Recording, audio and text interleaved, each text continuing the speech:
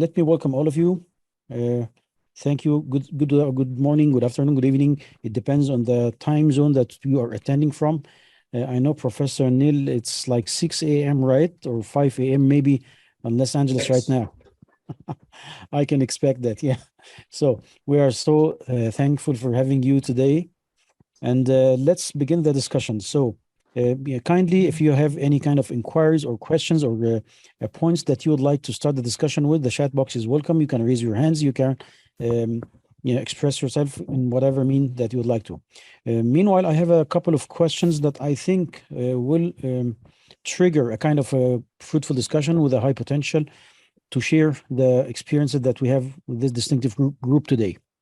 So my first question, will the traditional notions of aesthetics in architecture be challenged by the new rising tsunami of text image generators?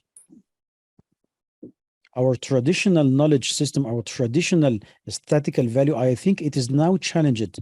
But is it a positive point to be challenged by machine, by an text image generator, which, for example, DALL-E or Midjourney or whatever, AI bots? So would anyone would like, okay, I can see Professor Neri is laughing a little bit, smiling. I think you have, yeah, a good discussion, a good point of view regarding this issue. Can you share with us kindly? Well, in fact, my paper, which I've sent already and will be played soon, is really about this. I think two things. One is that this is really a crucial moment. I think we're suddenly discovering what we can do with AI, and I'll talk about that in the paper, which is actually a very introductory paper. But I think what we're discovering, and we've been shocked by it, is actually how a human working with AI is superior to a human not working with AI. And it's opened up a whole new language, a whole new way of thinking. It's a mixed blessing though, because I think while I think it's affording some very, very interesting new work that's coming in, and everyone seems to be fascinated with these new tools.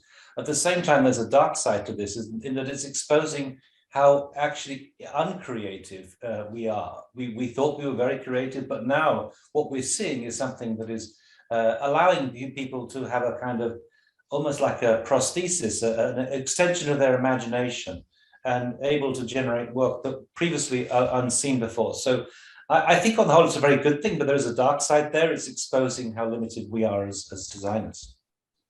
Well, yeah, thank you for this answer. I do have also a point of view that I'd like to share with you all. I think defining or interpreting art, especially art and notions of aesthetics, it differs very. It is unique. It's according to each architect and each artist point of view. So the same notion could be translated into several visual materials. The AI, according to its machine learning maybe or training, suggests some kind of formal characteristic of certain visual material, which might not be the case. So yeah, that might kill creativity a little bit, as on the other hand, it might trigger our imagination. It might inspire us to start training. But I do think each graduate of architecture has, or fresh architects, students of architecture, has a high degree of creativity. On the other hand, the seasoned architect has a lot of experience, but not the same degree of creativity as the unconstrained student with constraints of architecture. So we have two kind of architects. I think experienced architects may make a very good use of such a technology to be inspired, and he can translate that inspiration into a real kind of architecture. But on the other hand, it would be threaten our educational system, architectural education. I think the architectural education had suffered very much since that last 25 years or 20 years, since our shift from traditional studio using the T-squares and then the emergence of the CAD or the computer-aided drafting, which was turned into CADD, computer-aided drafting design, and then transformed into CAD, computer-aided design. So from drafting to drafting design to design, and later on, the revolution that occurred in 2007, associated with the BIM or the building information modeling, which is accused at weakening the projection skills and the drafting skills to many students, but at the same time, on the level of practice, it had contributed valuably, really, in our practice. And now we are facing the new tsunami of the AI generators, which I do believe in the future will converge and will maybe merge with the BIM technology. So we will have a smart central BIM model, not only on the scale of statics of architecture aesthetics, but also at the generative forms of plans. So even the function and the plan solution also could witness a high kind of transformation. So we have a question from Dr. Osama Omar. Dear Dr. Osama, I have a question. Will Metaverse help in expressing space architecture, or maybe he means the contribution to space architecture? Would anyone would like to contribute with an answer? I wouldn't mind just saying something about BIM. I mean, first of all, what we're seeing now is just the tip of the iceberg. It's actually just a very, almost superficial, I would say, sketching device. But I think what we've got to be aware of, that actually under development at the moment is a whole range of AI software that in 3 years' time is going to completely transform architecture. And I say that because one of my doctoral candidates at Florida International University is one of the leaders in the world in developing the software. Her name's Wan Yu He, and she runs a company called XCool. And what they're aiming for is in 3 years' time, they're aiming for a platform that will go from data all the way through to fabrication. And all of the processes that we do at the moment, i.e., for example, in Zaha's office, they use Maya, then they go into Rhino, then they go into BIM. All that will be gone. It will be a seamless platform. The future of BIM is not BIM; it's something else. And but it will be a one that is able to respond to everything. It will be able to calculate our structures. It will be able to continually monitor the costs. It will be able to engage with environmental concerns and so on. But that's the important thing, not what's happening now. This is just a glimpse. All of a sudden, architects can see this thing and they're amazed by it.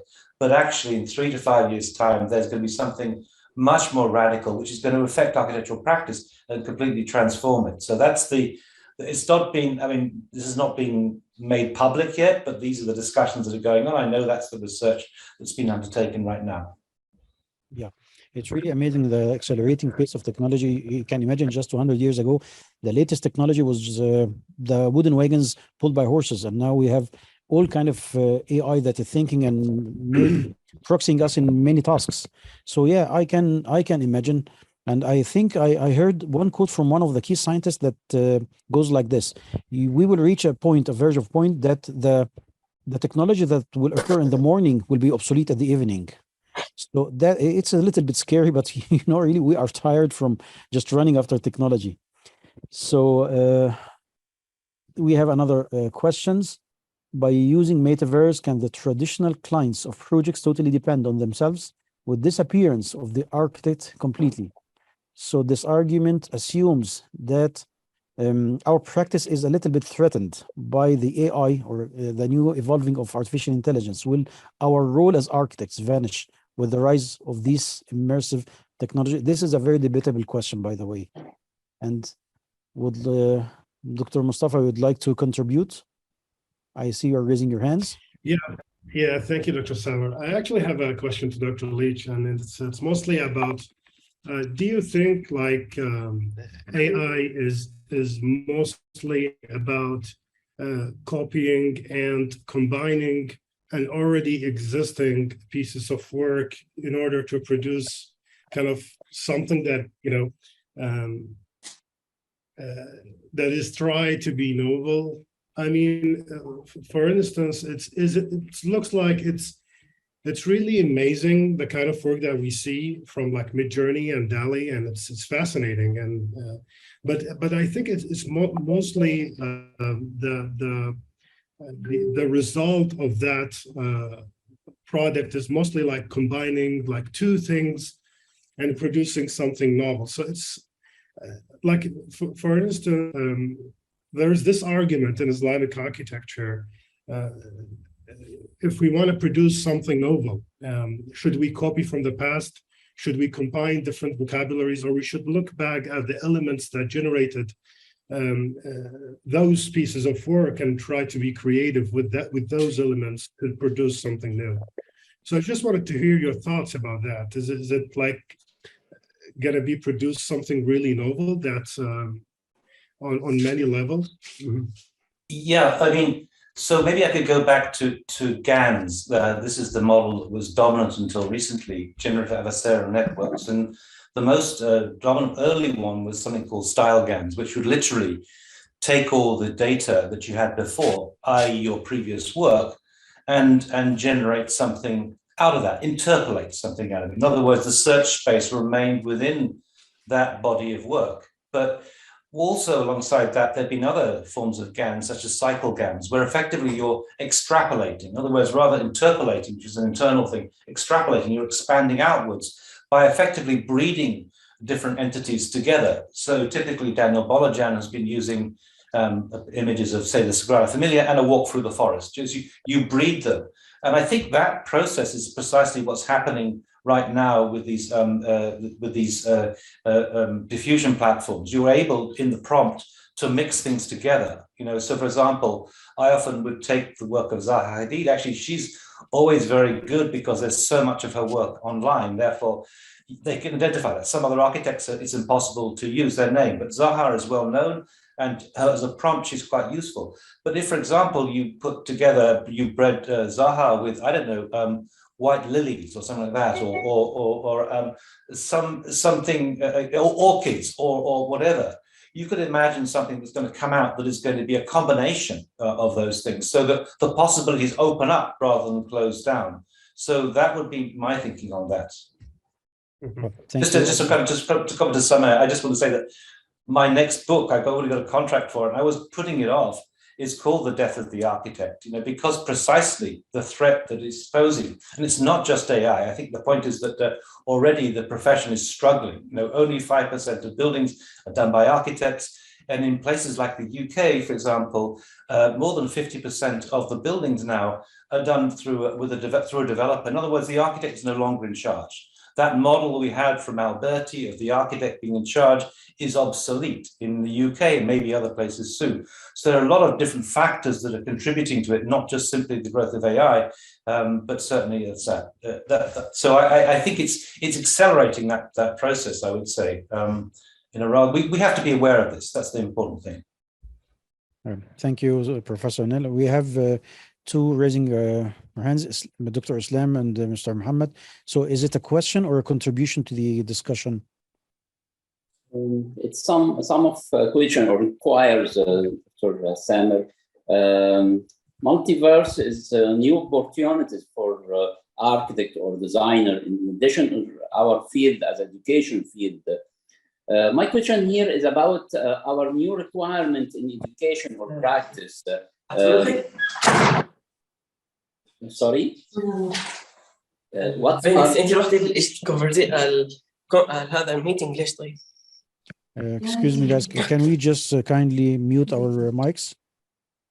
Thank you. Please continue, Dr. Islam. Okay. Multiverse is a new opportunity for architect, for designer, for students, all kind of fields that serve our profession and education. The question here is about what are the new requirements for profession or education. It will give us the opportunity to change our curriculum, to have AI as artificial intelligence or virtual multi-universe, or just it's like a trending issues that we face. What are our requirements for changing our profession or education by this kind of artificial intelligence field? Well, would anyone would like to contribute to an answer? If I may add, so to answer your question, I wanted to contribute and also expand on Dr. Islam's point as well. So one of the points I wanted to add was simply the adoption of these upcoming tools, which is also part of what I'm trying to research right now as well, looking at VR and AR tools and also mixed reality tools as well. But in addition, we are running also a different design studio class, which also hosts the utilization of AI as a design tool alongside the initial tool set of all of any architectural designer. So the idea of thinking that an architect might be obsolete is a topic of discussion, but you can kind of see a difference where, for example, I remember about 5 years ago, so we have the different courses, which is the MArch part 2, which is the accredited part for architecture in the UK, and then you have also the MA course. You have students, basically most English students would usually go for the MArch part 2 because they usually proceed with that because that's the accredited course. Most international students do not take that course because they usually don't have to take they don't have to go through that whole process of 7 years in the UK. So they do the MA instead. The MA itself is a course that explores that same design fundamental, but it's also very experimental. Where we're working with VR tools, implementing AR, AI as design tools, and actually embracing them as part of our design tool set. And whenever we look at that experimentation, we also then see with every single upcoming cohort, we see more and more English students who would rather not do the MArch and rather do the MA because of the experimental aspect. We look at employers from back home, in Qatar and even in the UK, who also embrace and look at upcoming designers who have an openness to experimenting with these tools. So some people come across as feeling very overwhelmed because they feel like an AI tool can replace them. But currently, right now, AI is only limited to, for example, generating image to image generation, from text to image generation. And then you also notice that currently, for the time being, it's limited to the fact that it only generates 2D images. The next step will be 3D modification and how it can basically start to create full-fledged buildings. I would imagine this to be within the next 2 years. The question is, how do we embrace that, or how can we allow that to be part of our toolset instead of trying to fight it? Thank you for your contribution. I think our time has ended. This is a very valuable discussion, and I do believe that it can't really, half an hour is not enough, or 20 minutes is not enough. We need to extend it a little bit more in the future. But for the time being, let's just continue with the program of the ASCAAD, and we will see you for the next session. I think it will be the keynote speech by Professor Neil Litch. So thank you all and have a nice day. Thank you. Thank you. Thank you.